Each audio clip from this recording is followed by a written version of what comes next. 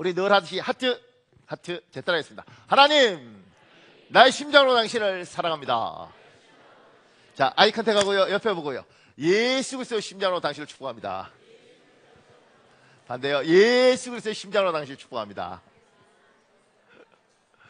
고맙습니다. 우리 이달의 말씀 할까요? 이달의 말씀. 은혜를 받은 자여 평안할지어다. 주께서 너와 함께 하시도다. 누가복음 1장 28절 말씀. 은혜를 받은 나여 평안할지어다. 주께서 나와 함께 하시도다. 은혜를 받은 창대교여 평안할지어다. 주께서 너와 함께 하시도다. 은혜를 받은 대한민국아 평안할지어다. 주께서 너와 함께 하시도다. 예수님의 이름으로 선포합니다. 아멘. 반드시 여러분의 선포대로 이루어질 줄 믿습니다. 고맙습니다. 오늘 잠언 4장 23절과 에베소서 3장 16절에서 19절 이 말씀에 대해서 제가 밑에 우리의 선포 밑에 간단하게 익혀 적었습니다. 우리는 지금 불안한 국제 정세와 국내 환경 속에 살고 있습니다. 또한 우리에게 다가올 미래에 대하여도 불확실성이 큰 상황입니다. 이런 상황 속에서 사람의 마음은 일반적으로 걱정과 근심으로 가득 찹니다. 이것이 정상적인 사람의 마음 상태입니다. 하나님을 믿고 사는 우리도 사람입니다. 그래서 세상 사람들처럼 불안한 마음을 가집니다. 그러나 하나님은 우리에게 이런 불안함으로부터 우리의 마음을 지키라고 말씀하십니다. 하나님이 무릇 지킬 만한 것 중에 더욱 내 마음을 지키라 이렇게 이야기해요.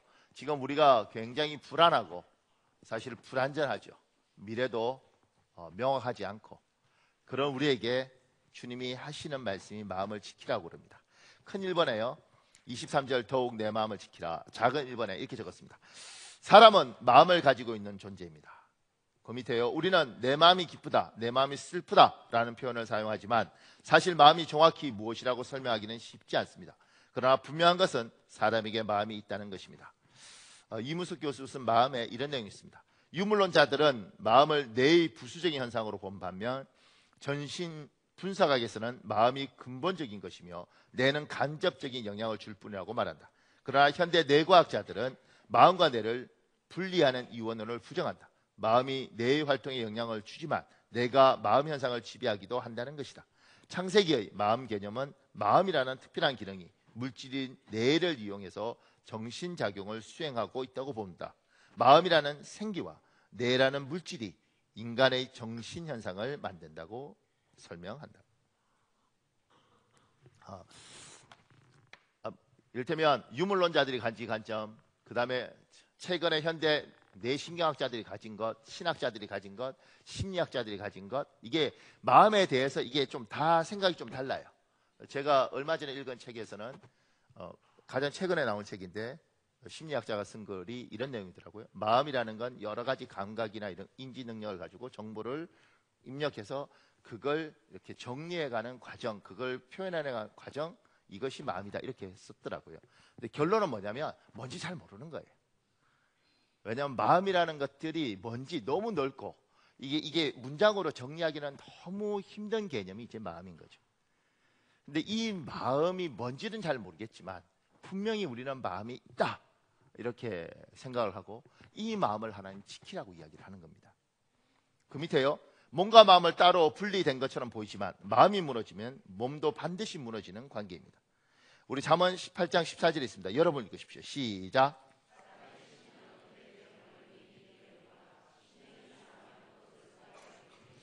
잠언 17장 22절도 있습니다. 여러분 읽으십시오. 시작.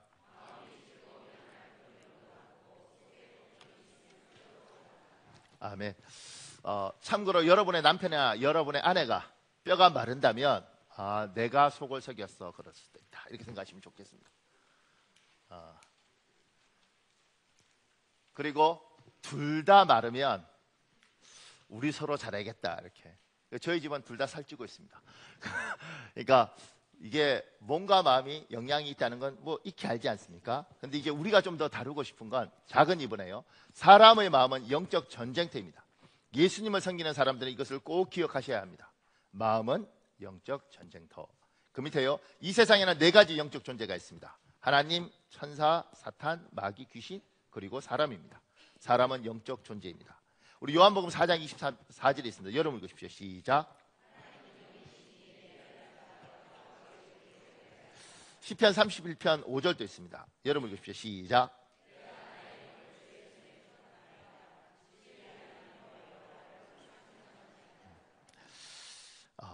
지금 하나님은 영이시니 이렇게 말하고 다윗이 내 영이 주를 의지한다고 이야기를 해요. 그리고 누가복음 4장 33절에 보면 귀신의 영, 사탄, 마귀 뭐라고 부르든지 안에 악한 영이 있습니다. 그리고 반대로 하나님이 부리는 천사도 있는 거죠. 영적인 존재가 있다는 겁니다. 이 영적인 존재들이 어디에서 전쟁을 하느냐면 우리 마음에서 전쟁을 하는 겁니다.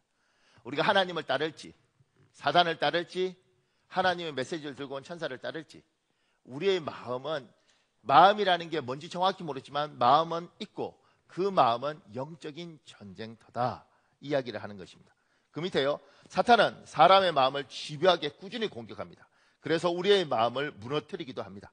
빼앗기도 합니다. 그러고 나면 교회 생활도 직장 생활도 가정 생활도 서서히 무너집니다.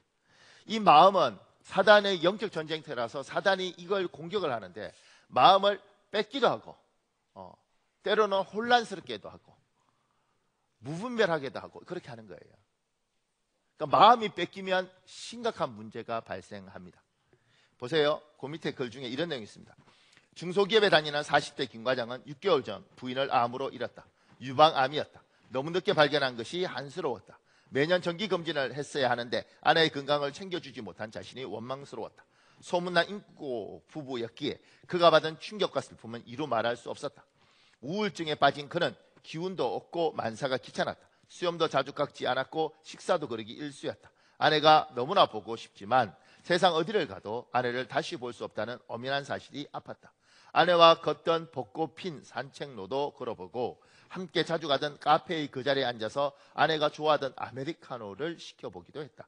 아내의 사진을 보면 오히려 아내의 부재가 더 실감나게 달려들었다. 아내가 좋아하던 음악을 틀어놓고 밤을 새웠다. 정신 나간 사람처럼 멍하니 앉아있는 자신을 발견하고 이러면 안 되는데 하고 자책하기도 했다. 문제는 직장 생활이었다. 하루가 멀다 하고 술을 마셨고 결근도 잦았다.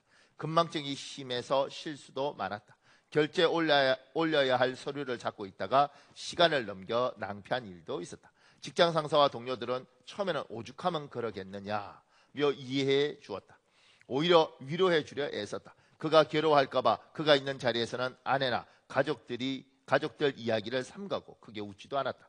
자기들끼리 떠들고 웃다가도 김 과장과 눈이 마주치면 제지한 사람처럼 몸을 움츠렸다. 김 과장은 자기 때문에 사무실 분위기가 무거워지는 것도 동료들이 자기 눈치를 보는 것도 괴로웠다. 평소 성격이 깔끔하고 남에게 신세지기를 싫어하는 그로서는 동료들 대하기가 점점 힘들어졌다. 동료들의 위로도 어쩐지 입에 바른 소리처럼 들렸고 값싼 동전 같아서 자존심이 상했다. 너희들은 아내가 살아있으니까 내 속을 모른다. 동료 중에 유난히 활기 넘치는 동료는 믿기도 했다. 너는 무슨 복이 많아서 그렇게 잘 살고 나는 무슨 죄가 많아서 아내를 먼저 보내고 이 꼴로 살아야 한단 말이냐. 큰일 날 소리지만 그가 사고라도 났으면 좋겠다는 생각도 했다. 이게 무슨 죄받을 생각인가 하며 자책하기도 했지만 시간이 지날수록 대인관계가 어려워졌고 우울하고 힘없는 그를 모두가 싫어하는 것 같았다. 그러던 어느 날 한 가지 사건이 터졌다. 부하 직원이 결혼 첫 철장을 돌리면서 김 과장만 빼고 돌린 것이다. 그 직원은 김 과장을 배려하느라 그런 것이었지만 그는 지독한 소외감을 느꼈다. 지 마누라 죽게 만든 놈한테 첩철장 주는 게 아까워서 라고 오해하며 무시당했다고 생각했다. 그래서 평소에 김 과장답지 않게 직원에게 고함을 질러댔다. 그러고는 돌아서서 너무 부끄럽고 후회돼 도저히 직장에 다시 나갈 수 없어 등기로 사표를 제출하고 말았다. 이제 마음이 무너지면 이렇게 무너지는 겁니다. 마음이라는 게 악한 것들이 이렇게 집요하게 공격해서 심지어 우리가 마음을 뺏긴다 이러잖아요. 그러니까 제가 보니까 당구의 마음을 뺏긴 사람, 그 다음에 볼링의 마음을 뺏긴 사람, 뭐 골프에 뺏긴 사람. 제가 볼링의 마음을 뺏긴 사람을 보니까요, 이렇게 예배 시간에 앉아서 저 뒤에 앉아 있으면 여러분 앞에 앉아 있는 여러분의 머리가 다 핀으로 보인대요. 9번, 8번 이렇게. 그러니까 모든 생각이 거기에 있는 거죠. 너무 심하면 이게 중독이라고 표현하잖아요. 너무 심하면 도박에 노름의 마음을 뺏기면 알아요. 이렇게 하면 죽는다는 거. 통제가 안 되는 거죠. 그렇게 가는 거예요. 그러니까 이 사람도 자기가 이게 아니라는 거 알아요. 그런데 계속 무너지니까. 이런 말이 있습니다. 여러분과 저를 사단이 예수 믿지 못하게 하는 데는 실패했다는 거예요. 그러니까 우리가 예수를 믿고 다 여기 와 있죠. 그런데 예수 믿는 사람이 예수를 믿고 천국 가는 것에는 그들이 실패를 했어도 이 땅에서 천국 가기 전에 이 땅에서 지옥처럼 살도록 만드는 데는 성공했다는 거예요. 그게 뭐냐면 마음을 무너뜨리는 거예요. 마음이 무너지면, 마음을 엉뚱한테 뺏기면 살아가면서 너무너무 힘들고 어렵고 복잡하게 살아갑니다. 어휴, 집사님은 참 복도 많아요. 직장 생활도 계속 이렇게 하시고 그래도 가정을 유지하잖아요. 목사님, 저요 한 달에 300만 원 벌어요. 300만 원 받아서 어떻게 삽니까? 300만 원 괜찮지. 목사님, 300만 원 버는 건 그건 진짜 사람이 그거 갖고 돈 살 수가 없습니다. 이렇게 말하는 사람이 있어요. 그 사람한테 말할 때 왜 이렇게 생각하지? 근데 그게 딱 잡혀 있는 거예요. 그래서 물어보죠. 얼마 정도 벌어야지 괜찮습니까? 그래도 한 달에 한 2천만 원 벌어야죠. 놀라군요. 고마워요. 근데요, 그 사람은 그렇게 딱 잡혀 있으면 그 다음부터는 그 생각 때문에 그가 2천만 원 벌기 전에 기쁘지 않아요. 2천만 원 벌면 기쁠 것 같아요. 이제 겨우 자리 잡았다 그래요. 그 사람이란 존재가 어디에 한번 뺏기면 그것이 학벌이든 돈이든 집이든 뭐에 한번 딱 꼽히면 평생 그것이 이 사람을 잡고 악한 것이 계속 마음을 치는 거예요. 어느 순간인가 예수 믿고 방언도 하고 교회도 오고, 그런데 하나님 은혜를 줘도 슬퍼요. 하나님, 나는 마음이 슬픈 여자예요. 하나님, 나는 마음이 상한 사람이에요. 왜? 이게 뭐예요? 이런 게 뭐예요? 이렇게 가는 거예요. 악한 게 여러분이 예수 믿고 천국 가는 데는 어떻게 못했어요? 졌어요. 그런데 생각했죠. 저 마음을 쳐서 저희 신앙생활도 결혼생활도 가정생활도 불행하게 만들 것이다. 불행하게 만들 것이다. 그리고 결국 그 마음에 치면 불행해지는 거예요. 그래서 그 밑에 있습니다. 잠언 4장 23절에 있습니다. 여러분 읽으십시오. 시작.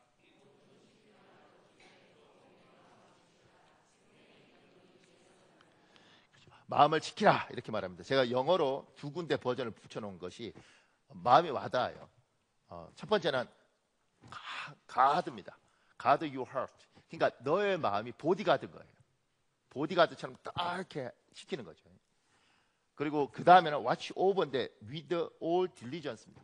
그러니까 이게 부지런히 내 마음을 살펴보는 거죠. 이게 어디 잘못될까? 이게 문제가 있나? 이렇게 보는 거예요. 그래서 마음이 무너지면 사단의 영적인 전쟁터이기 때문에 여기가 무너지면 인생이 너무 힘들고 너무 어렵고 너무 복잡해지는 겁니다. 예수를 믿고 천국을 가지만 이 땅에서 너무 힘들어요.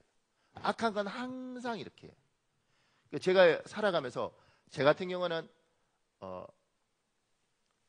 아주 옛날에 한번 이야기했잖아요. 제 같은 경우 이제 학벌에 대한 열등감이 어렸을 때 생겼어요. 근데 그 생긴 가장 큰 이유가 뭐냐면 1988년도에 대학을 들어갔는데, 또 이렇게 말하면 또 계산되면 몇 살이지 이렇게. 근데 88년도에 대학을 들어갔는데 대학을 딱 그러니까 합격 소식이 들리고, 그때 촌놈들이 뭐 서울에 무슨 대학 있는지 몰라 어떻게 알았겠어요. 그냥 친구들이 가니까 따라가는데 내 점수에 맞게 갔어요. 그런데 제가 딱 합격했는데 우리 사촌 형님, 그러니까 저희 아버님이 둘째, 저희 삼촌이 셋째, 이 셋째 삼촌한테 아들이 하는데 저보다 한 살 많거든요. 제 고등학교 한 해 선배예요. 이 형이 제 합격 소식을 듣고 막 쫓아왔어. 축하해 줄려는 자지. 내 자꾸 대학 합격했다며. 그래. 그러면서 이렇게 말하더라고. 대한민국에 따라지 대학 3개가 있는데 껄국대학교가 있고 딸국대학교가 있고 똥국대학교가 있대. 나 무슨 말인지도 몰랐어요. 건국대학교는 껄국대학교고 단국대학교는 딸국대학교고 동국대학교는 똥국대학교래. 따라지 대학 3개가 있는데 그 이야기를 막 하는 거예요. 내가 그때 알았지. 내가 껄국대학교 들어간 거. 내가 알았다. 나 촌놈이 뭘 알았겠어요. 그런데 그리고 나보다 공부를 잘했으면 말도 안 해. 나보다 훨씬 공부 못하게. 그래 와서 그걸 막 사람을 많이 해놓고 갔어요. 그게요 사촌이잖아요. 사촌. 그 형이 막 사람 해주고 갔어요. 그런데 희한한 건 그때부터 마음이 안 좋은 거야. 재수할까? 이게 들어오는 거죠. 이렇게.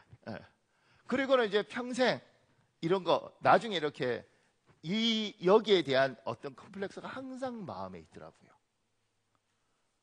그러니까 나 공부 괜찮게 했는데 아주 잘하지는 못해도 그래도 촌동네에서 잘했는데 똑똑하다고 그랬는데 그런데 형이 한번 짓밟고 가고 그리고 이제 서울 와서 있으면서 잘난 사람들 많잖아요. 이렇게 뭐 과외하고 이래도 서울대 애들은 과외를 하면 50만 원 받으면 우리 애들은 25만 원 받고 뭐 이러더라고. 뭐 그런 거. 강남에서 이렇게 강의하고 이럴 때도 남자 국어 선생은 찾기가 어려워요. 그런데 남자 국어 선생 그것도 수능 논술 그렇게 해서 강남에서 잘할 때 사람들이 불러서 과외하고 그다음에 저한테 특별히 이렇게 지도받고 이런 애들 많이 왔거든요. 서울고등학교, 상무고등학교, 명문고등학교 애들도 줄 서서 있는데 제가 이제 시간이 안 되니까 학원에서 강의도 해야 되고 바깥에 가서 과외도 해야 되고 근데 이제 그렇게 할 때 저한테 꼭 선생님한테 배웠으면 좋겠습니다 이러더라고. 그래서 예. 그러면서 이제 이렇게 과외비를 이렇게 주는 거죠. 그러니까 제가 지금 생각해 보면 막 부르고 높이 부르고 이래야 되는데 순진해서 주는 대로 받는 거죠. 그러면서 선생님이 스카이만 나와서도 이렇게 지금 국어 가르치지만 한 70만 원 받을 수 있는데 건대 나와서 30만 원만 받으세요. 막 이러는 거예요. 나 여기 받아보면 상처 많아요.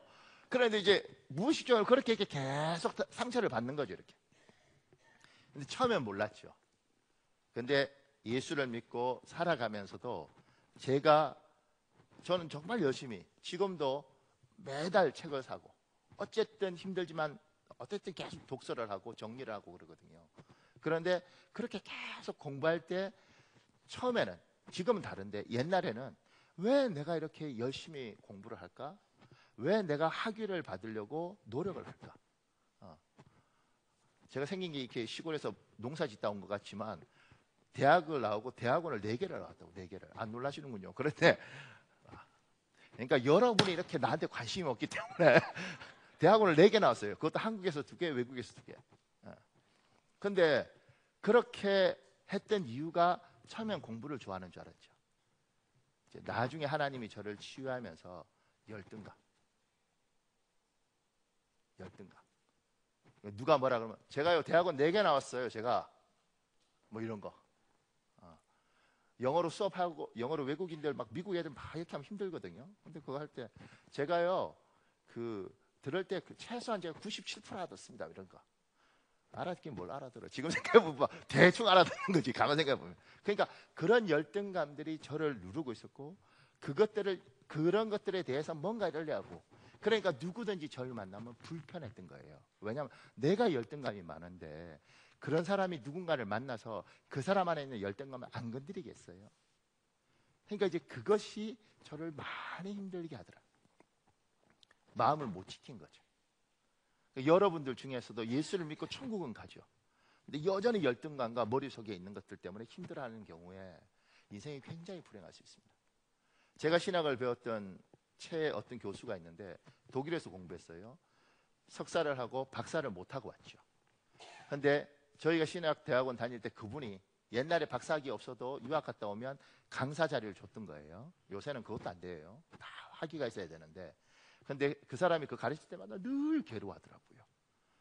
제가 보면 굉장히 실력이 있어요. 근데 박사학위가 없다는 거 하면 되지.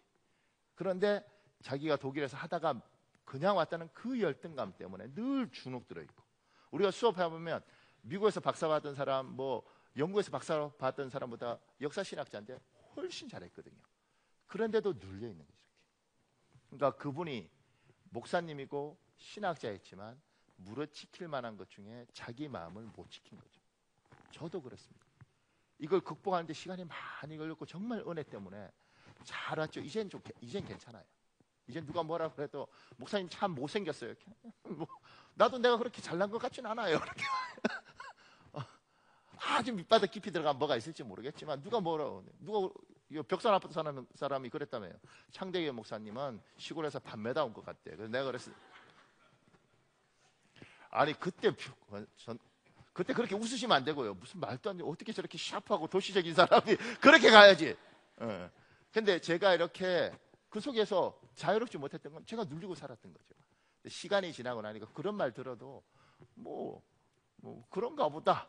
그러니까 그 시간들이 참 오래 걸리고 치유받는데 많이 걸렸어요. 여러분 중에 여기 있는 사람은 다 천국 갈 거 아니에요. 예수 믿으니까. 그런데 이 땅에서 그런 것들 때문에 지옥 같은 삶. 남들이 볼 때는 정말 많이 가지셨어요. 근데 이게 뭐라고요? 이거 아무것도 아니에요. 이렇게 사는 사람들이 있고 굉장히 행복하실 텐데 그 정도는 정말 대단한 거예요. 이게 뭐라고요? 에휴, 참. 이렇게 하면서 불행하게 사는 사람도 많아요. 그러니까 여러분 마음을 하나님 지키라고 이야기하는 거지. 천국은 가는데 이 땅에서 지옥같이 살 수 있다. 그 이야기를 하는 거예요. 그 밑에요. 작은 3번에요. 마음을 지키고 싶은데 잘 지켜지지 않습니다. 어떻게 하면 지킬 수 있습니까? 그 밑에 믿음이 없는 사람은 자신의 힘으로 마음을 지킵니다. 제 신문 기사 중에 이런 내용이 있어요. SBS 예능 프로그램 불타는 청춘에서는 전북 무주로 가을 여행을 떠난 청춘들의 마지막 이야기가 그려졌습니다. 이날 강수지가 앞서 김국진이 발표한 자작시 문을 언급하며 그의 마음을 설레게 했습니다. 김국진은 시예요. 똑똑똑 누구니? 똑똑똑 누군데? 저예요. 수지예요. 너구나. 라며 넌 두드릴 필요가 없단다. 라고 자신이 지은 시를 읽어 내려간 바 있습니다. 이에 강수지는 그 문 비밀번호가 뭐냐? 어디 다른 데에다 알려주지 말라며 문 좀 열어놓아라고 돌직구를 날려 눈길을 모았습니다. 그냥 기사가 객관적인 게 있어 제가 가져왔고요. 실제로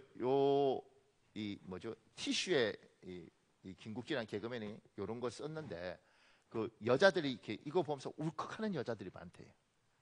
왜냐하면 결혼해서 아마 제가 잘은 모르지만 김국진이라는 사람이 결혼해서 아마 아내가 유산하고 뭐 이러면서 둘이 헤어지고 그리고 평생 사람들한테 마음을 안 연 거죠. 여자들한테.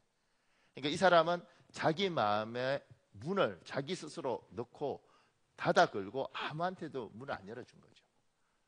마음의 문이 있지 않음에도 불구하고 이 사람은 마음의 문을 만들고 마음을 지켜버린 거예요. 닫아버린 거죠. 지킨 게 아니고.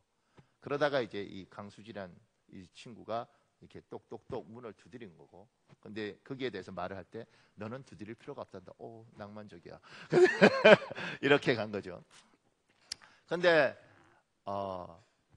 그러니까 이렇게 예수 안 믿는 김국진 같은 사람들은 자기가 자기 마음을 지켜야 되는 거예요. 문 만들어 놓고 절대 아무도 들어오면 안 돼. 여긴 열어줄 수 없어요. 이렇게. 그러니까 우리는 세상 사람하고 다른 게 있죠. 우리는 우리 마음을 우리가 지키는 게 아니에요. 우리는 우리 힘으로 우리 마음을 지킬 수가 없습니다. 여러분의 힘으로 여러분의 마음을 지킬 수 있나요? 제가 금요일 날 어떤 분 만났는데 이제 나이가 60이 이제 넘으니까 그분하고 이렇게 이야기하는데 그 이야기하는 거예요. 이제 남자들의 속성 뭐 이런 이야기하면서 이 참 이렇게 남자들은 바람기가 있다요. 바람기가. 그리고 그런 바람기는 아주 자연스러운 거래. 갑자기 분위기가 아주 안 좋아지는데 그래서 그건 뭐 그런 이야기를 하는 거예요. 그래서 딴 여자가 남자 마음이 왔다 갔다 한대 이렇게. 근데 이게 지킨다고 지켜지느냐? 잘 안 지켜진다는 거예요. 뭐 우리 교회는 잘 지키겠지만 이런 걸 어떻게 지키겠냐고. 그죠? 그러면 우리는 어떻게 지키냐면 세상 사람들은 자기 힘으로 지키는 것이고 우리는 하나님의 능력으로 지키는데 그게 좀 사연이 있습니다. 그 밑에요. 믿음이 있는 사람들은 우리들은 하나님의 힘과 능력으로 삽니다. 하나님은 성령을 통하여 우리에게 자기 사람에게 힘과 능력을 공급하십니다. 고린도후서 1장 22절 있습니다. 여러분 읽어볼래요? 시작.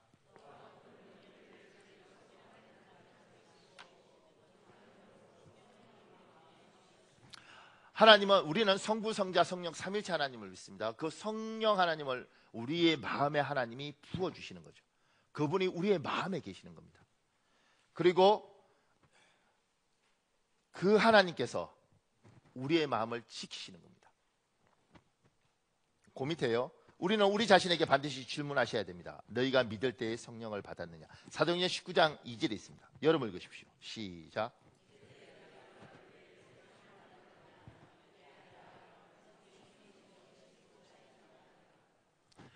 성령 하나님이 우리 마음에 와서 우리 마음에 계신 거예요. 이 하나님이 우리 마음의 주인이 되셔서 우리와 더불어 이 마음을 우리가 연약할 때 지켜주시는 거죠.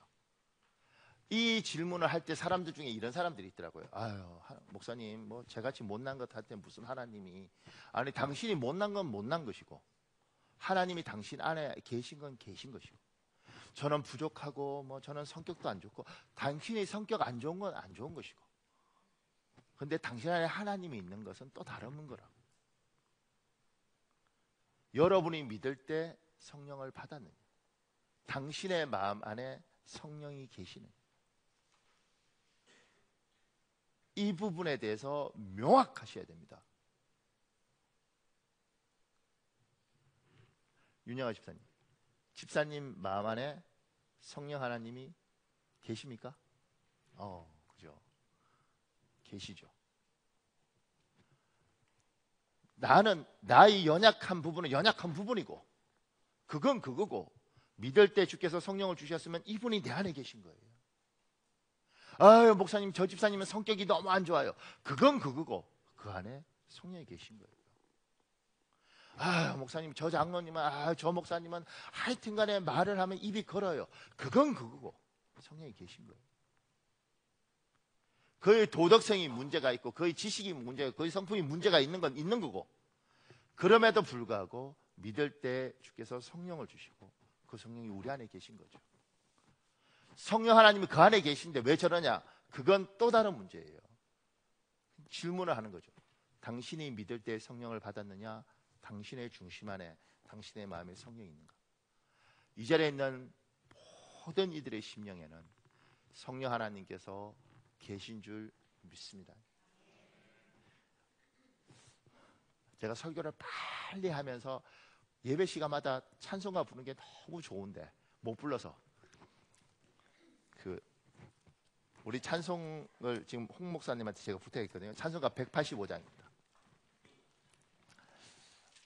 이 찬송 할 때 성가대 도와줘야 돼요. 그리고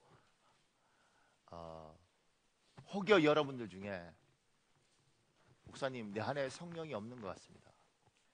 구하는 자에게 성령을 주시지 않겠느냐. 찬송하면서 하나님, 나에게도 성령 하나님이 오셨으면 좋겠습니다. 옛날에 성령이 충만하였는데 진짜 계신지 안 계신지 모르는 것 같아요. 소멸한 것 같아요. 그러면 이렇게 말한 거죠. 하나님, 다시 한번 내 마음에 오셔서, 하나님, 무릇 지킬 만한 것 중에 내 마음을 지키라 그랬는데, 하나님, 성령님, 이 마음을 지켜주십시오. 오늘 찬송하는 가운데 찬양가 안에 거하신 하나님, 그 하나님이 여러분과 저에게 충만히 임할 줄 믿고 우리 하나님 앞에 이 찬양하겠습니다.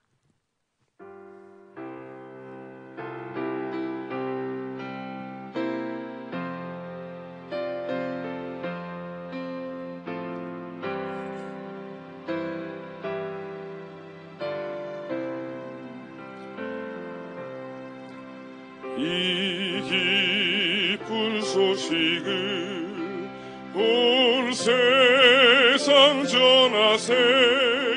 큰 환난 고통을 당하는 자에게 주 믿는 성도들 다 전할 소식은 성령이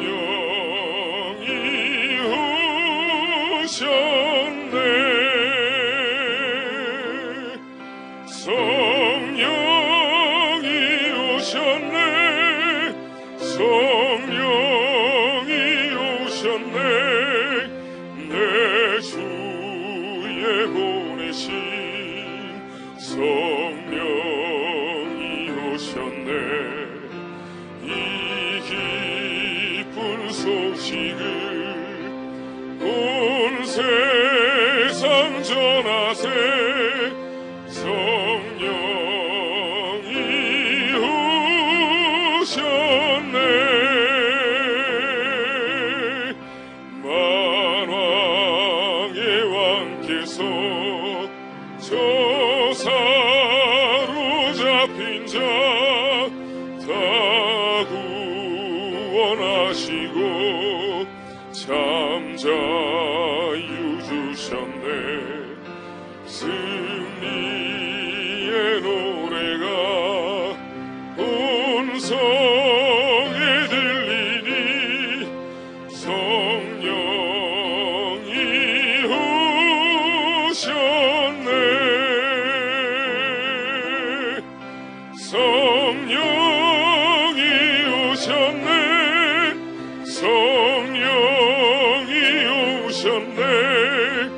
내 주의 보내신 성령이 오셨네.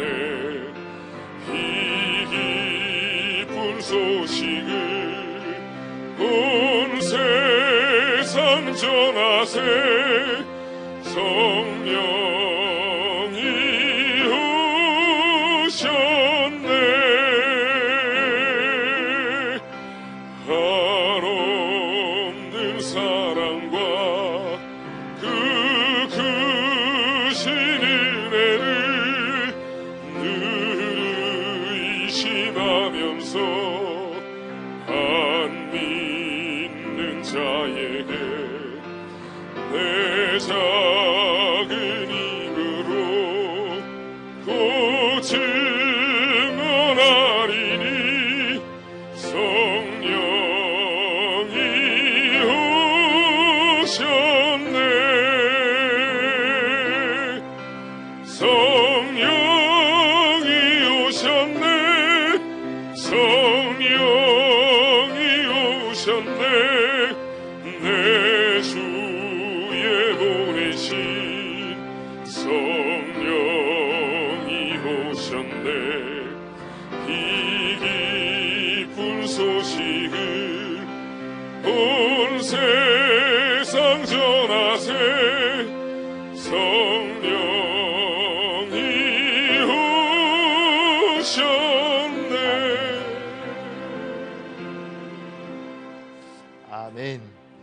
사랑하는 여러분, 누구든지 예수 그리스도를 구주로 믿고 하나님으로 받아들인 사람에게 성령께서 그 마음에 계신 줄 믿습니다. 이게 우리의 힘이고, 이게 우리의 능력이고, 이게 우리의 권세입니다. 하나님이 내 마음의 중심에 계신 그 하나님이 사단이 끊임없이 내 마음을 흔들 때마다 그 하나님이 내 마음에서 나에게 힘을 주시고 용기를 주셔서 이 세상이 이렇게 흔들리고 이렇게 혼란스러울 때도 하나님의 사람들은 중심을 잡고 흔들리지 않고 무릇 지킬 만한 것 중에 그의 마음을 지킨다. 이게 우리의 힘이죠. 큰 2번에요 16절에 그의 성령으로 말미암아 너희 속사람을 능력으로 강건하게 하시며, 하나님의 성령이 우리의 속사람을, 우리의 마음을 강건하게 하시는 거예요. 그러면서 그 밑에 제가 이렇게 적었습니다. 사람의 마음은 미래에 확신이 있고 어디로 가야 하는지를 분명히 알고 있을 때 안정적이 됩니다. 성령 하나님이 우리 마음에 오셔서 앞날의 방향성을 주시고 미래에 대한 보장과 확신을 주십니다. 사람이 미래가 불안할 때 힘들죠. 그런데 하나님이 오셔서 그 미래에 대해서 이야기하시는 거죠. 얘야, 내가 너의 하나님이고 내가 너를 책임진다. 지금 요 책 제목이 재밌습니다. 제가 밑에 넌 내가 책임진다. 어떻게 책임지는지 보세요. 아주 재밌습니다. 청년 때 살던 집에서 쫓겨나게 된 일이 있었다. 이제 내일이면 집을 나가야 하는 상황에서 나는 철야 기도를 하며 하나님께 간절히 부르짖었다. 하나님, 집에서 쫓겨나지만 않게 해주세요. 하나님, 제가 대단한 거 바라는 게 아니잖아요. 그냥 비바람은 피할 수 있도록요. 하나님, 그건 해줄 수 있잖아요. 하나님. 그렇게 새벽 5시까지 기도했다. 새벽 5시에 하나님께서 내 마음속에 응답을 주셨다. 남구가, 이 사람 이름 남구입니다. 남구가 사랑한다. 알아요. 하나님이 저를 사랑하는 거 저도 알아요. 저도 하나님 사랑해요. 그러니까 사랑하는 아들이 쫓겨나지 않게 해주세요. 두 번째 응답입니다. 남구가 사랑한다. 그래요. 알아요. 하나님. 그러니까 주님께 왔지요. 집에서 쫓겨나지 않게 주시라니까요. 세 번째 응답이다. 남구가 사랑한다. 주님, 제 말이 어려워요? 안다고요. 돈 달라고요. 집에서 쫓겨나지 않을 만큼만 돈 좀 주시라고요. 그 다음부터 말씀을 안 하셨다. 주님이 침묵하실 때는 이유가 있다. 어떨 때는 말할 가치가 없기 때문이기도 하다. 말귀를 못 알아들으니까 말이다. 그렇게 철학 기도를 마치고 집으로 왔다. 그런데 바로 쫓겨났다. 아우, 마음 아파라. 집 밖에 살림살이를 쌓아놓고 텐트를 쳤다. 그 안에서 짐도 지키고 잠도 자야 했다. 하지만 잠이 오지 않았다. 화가 났다. 하늘을 바라보며 하나님께 물었다. 사랑한다면서요? 하나님, 이게 사랑이에요? 집에서 쫓겨나 온갖 창피와 모멸을 당하게 하는 거, 이게 사랑이에요? 사랑한다면서요? 그래도 하나님은 여전히 아무 말씀도 하지 않으셨다. 나중에 신앙의 철이 들고 나서야 알았다. 사랑한다는 것은 책임진다는 말이다. 우리가 주님의 말과 사인을 모를 때가 있다. 사랑하는 사람을 버리는 사람이 어디 있는가? 하지만 나에게 그 과정이 꼭 필요했고 나는 그 과정을 밟지 않으려고 했던 것이다. 하나님도 마음이 아프지만 하나님은 나를 만들고 싶으셨던 것이다. 이번에 이제 젊었을 때, 정확히 몇 살인지 모르겠어요. 젊었을 때 이걸 겪었던 것 같고요. 지금은 57인가 8인가 그래요. 한 30년쯤 됐겠죠. 그리고 지금은 한국에서 굉장히 귀한 목사님입니다. 청년들이 많이 사랑하는 굉장히 귀한 목사님이 되셨어요. 그러니까 우리는 그거죠. 돈 달라니까요. 돈. 우리의 대학 합격해달라니까요. 이게 뭐예요? 하나님은 늘 사랑한다. 내가 널 사랑한다. 사랑은 됐고 돈 달라니까요. 얘가 내가 너 사랑. 그건 됐고 우리의 대학 붙여달라니까요. 사랑 자꾸 그딴 소리 하지 마시고. 우리는 그러죠. 하나님이 내가 널 사랑한다. 책임진다. 너의 미래도 너의 앞날도 너의 인생도 내가 책임진다. 그 밑에요. 하나님은 자기의 자녀, 자기의 백성을 책임지십니다. 기독교의 믿음은 어제는 어려웠고 오늘도 어렵지만 내일은 반드시 열릴 것이라는 믿음입니다. 기독교는 끝이 좋은 종교입니다. 우리 히브리서 6장 13절 14절 여러분 읽으십시오. 시작.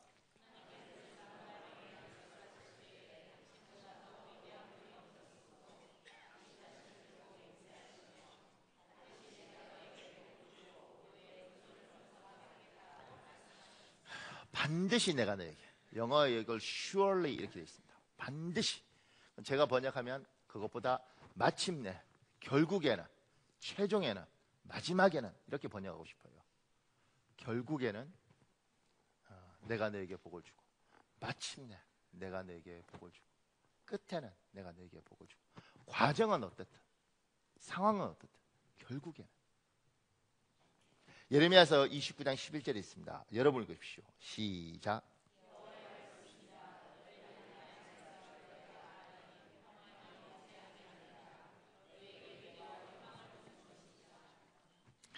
너희를 향한 나의 생각. 하나님 우리에 대한 생각이 있는 거죠. 그리고 그 생각은 뭐냐면 미래를 주고 소망을 주는 겁니다. 성령께서 우리에게 오셔서 이야기하시는 거죠. 얘야, 이 세상이 힘들고 불안할 때 너의 마음이 끊임없이 흔들린단다. 그리고 마음이 흔들리면 몸이 흔들리고, 마음이 흔들리면 가정이 흔들리고, 마음이 흔들리면 직장이 흔들리고, 심지어 신앙생활이 망가진단다. 흔들리지 마라. 내가 너를 사랑하고 내가 너를 책임진다. 그런데 우리 힘으로 지킬 수 없으니까 하나님이 성령을 부어주시는 거예요. 그리고 성령께서 우리에게 약속을 하시는 거죠. 내가 너 안에 있다. 내가 너를 책임진다. 내가 너의 하나님, 너를 향한 나의 생각은 미래와 희망이고 반드시 내가 너를 복주겠다. 그 이야기를 우리에게 하시는 거예요. 하나님이 그 이야기를 통해서 우리에게 지금 눈앞에 보이지 않음에도 불구하고 하나님이 책임지실 것이다. 어떻게 할지는 모르지만, 이 김남국 씨처럼 쫓겨날지는 모르지만 결국은 하나님 날 책임진다. 이것 때문에 흔들리지 않아야 되는데 우리의 마음은 자꾸 불안한 거죠. 하나님 여러분 많이 사랑하십니다. 하나님 여러분 많이 사랑하십니다. 지금 여러분이 죽을 것 같이 힘들 수도 있고 지금 미칠 것 같이 힘들 수 있어도 하나님은 여러분 많이 사랑하십니다. 저는 하나님이 저한테 어떨 때 이렇게 말씀하신다고 믿는데, 지금처럼 날씨가 궂은 날 제가 저 뒤에서 하나님 우리 성도들 복 주십시오, 우리 성도들 복 주십시오, 이렇게 힘들게 예배 왔는데 오늘 똑같죠. 우리 성도들 복 주십시오, 은혜 주십시오. 그때 하나님이 저한테 주셨던 마음이 참너 금방지다. 제가 이거 몇 번 겪었어요. 다른 사람이 바캉스 놀러 갈 때도 하나님 저렇게 놀러 가는데 우리 성도들 복 주십시오. 그때도 하나님이 저한테 참너 금방지다. 하나님은 은혜를 안 주려고 그러는데 담임 목사인 제가 우리 성도들 복 주세요, 왜 안 주시는 거예요? 이렇게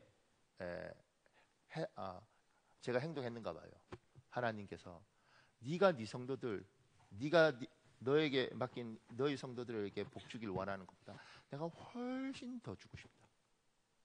네가 얘들을 사랑하는 것하고 비교할 수 없을 만큼 나는 얘들을 사랑한다. 내가 훨씬 은혜 주고 싶다. 내가 얘들을 훨씬 복 주고 싶다. 얼마나 은혜를 주고 복을 주면 설교 딱 시작하자마자 눈 감고 자다가 설교 딱 끝나면 편안함으로 눈 뜨고 막 이런 분들 있잖아요. 푹 자는 것도 은혜입니다. 아무나 자나? 푹 자는. 그 더 웃긴 건 주일마다 매주일도 오지 않고 격주로 오는데, 뭐 이 출퇴근하면 격주 하는 사람들 있잖아요.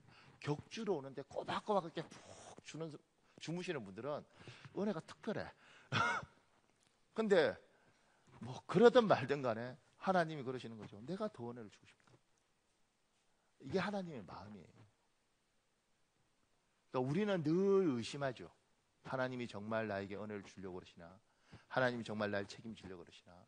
그러니까 늘 이 마음은 불안하고 사단은 이 마음을 계속해서 흔드는 거죠. 그래서 때로는 저는 다른 분 통해서 들었는데 장로님 중에 그렇게 점치러 가는 분들이 많답니다. 애들 수능 앞두고 불안하니까. 무슨 장로가 사람이 그런 거죠. 사람이 하나님에 대한 확신, 반드시 하나님 책임지실 것이다. 지금 눈앞에 보이지 않아도 하나님은 반드시 긍휼을 베푸실 것이다.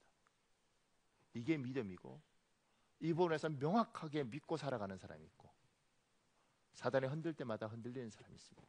너의 믿음은 뭐냐? 너의 믿음은.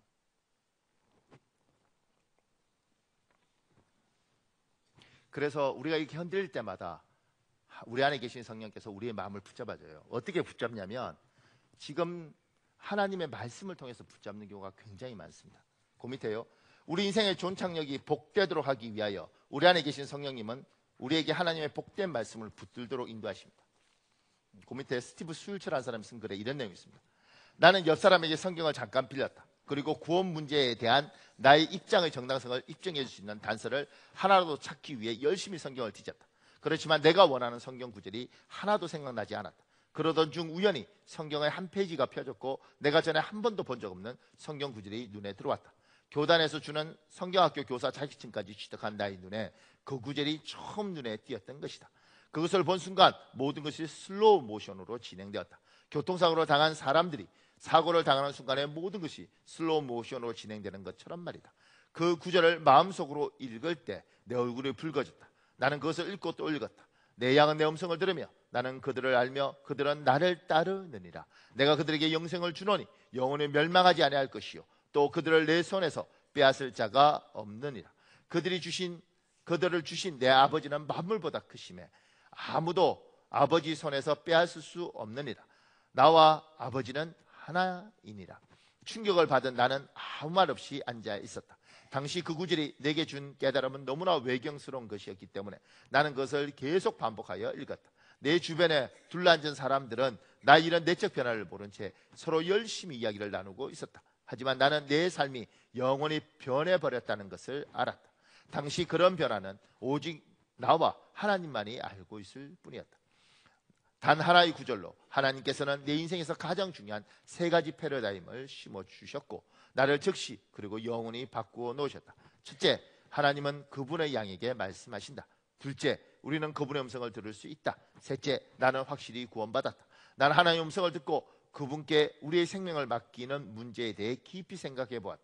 우리가 일단 하나님의 손 안에 있게 되면 사탄이 우리를 그분의 손에서 절대 빼앗을 수 없다는 것이 그분의 약속이었다. 정말로 놀라운 일이었다. 성경 공부 모임이 끝나갈 무렵 나는 내가 발견한 놀라운 사실을 말하지 않을 수 없었다. 내 친구들은 모두 나와 같은 교단에서 신앙생활을 했기 때문에 나와 같은 믿음을 갖고 있었다. 다만 예외라면 그 모임의 인도자 로렌과 그의 아내 그리고 한 부부였다. 나는 불쑥 이렇게 말했다. 여러분은 내 말을 믿기 힘들 것입니다. 나는 이 구절을 처음 보았습니다. 나는 이 모임에서 가르치는 것이 틀렸다는 사실을 증명하기 위해 애쓰는 도중에 우연히 이 구절을 발견하게 되었습니다. 내가 전에 이 구절을 보지 못했다는 것이 참으로 이해가 가지 않습니다. 이렇게 말하고 나는 그들에게 그 구절을 큰 소리로 읽어 주었다. 그 후 무슨 말들이 오갔는지 잘 기억나지 않는다. 하지만 분명히 기억나는 것은 우리 모두가 즉시 무릎을 꿇고 기도했다는 것이다. 나중에 알게 된 일이지만 우리의 친구로서 그 모임에 함께했던 클로디아는 이 일을 통해 새로운 깨달음을 얻고 기쁨과 찬양으로 가득하여 전례 없이 하나님을 깊이 체험하게 되었다. 그녀 역시 나처럼 그런 구절이 성경에 있다는 것을 전혀 몰랐다고 한다. 이 사실은 6개월 후 그녀가 용기 내어 고백했기 때문에 사람들에게 알려졌다. 당시 꽤 보수적이었던 대학생 선교회는 초자연적 체험을 강조하는 단체는 아니었다. 그러나 모임의 인도자 로레는 그날 저녁 성령님의 일하심에 순종하여 나를 비롯한 그곳에 모인 사람들의 삶에 극적인 변화가 생기도록 도왔다. 물론 본인은 잘 인지하지 못했을지라도 말이다. 성경에 대한 우리의 이해가 변한 것이 그날 저녁에 일어난 일의 전부는 아니었다. 그날 우리는 초자연적인 것에 대해 관심을 갖게 되었다. 이것이 그 모임의 본래 의도는 아니었지만 성령님은 눈에 보이지 않지만 분명히 인격적인 존재이시다. 그분은 거룩한 영이시다. 그분은 은밀히 일하신다. 그날 저녁 내게 실제로 하나님의 음성이 들린 것은 아니었다. 천사가 내 팔을 붙잡지도 않았다. 성경을 펴보고 싶다는 강렬한 감동을 느낀 것도 아니다. 다만 내가 알지 못했던 성경 구절을 우연히 발견했을 뿐이다. 그야말로 소가 뒷걸음치다 지를 잡은 격이었다. 그런데 하나님의 영이 입체적으로 그 구절을 성경의 페이지에 들어 올리셨고 그것을 통해 나를 영원히 바꾸어 놓으셨다. 하나님의 성령이 우리의 마음속에서 하나님의 말씀을 가지고 하나님의 것들을 붙잡도록 만드시는 거예요. 그래서 지금 이 예배 같은 게 굉장히 중요한 겁니다. 이 예배 가운데 하나님께서 말씀을 통해서 성경 본문이든 제가 하는 이야기든 그 가운데 여러분의 마음을 만지면서 붙잡는 게 있는 거죠. 우리 사도행전 2장 37절에 있습니다. 한번 읽어볼래요? 시작.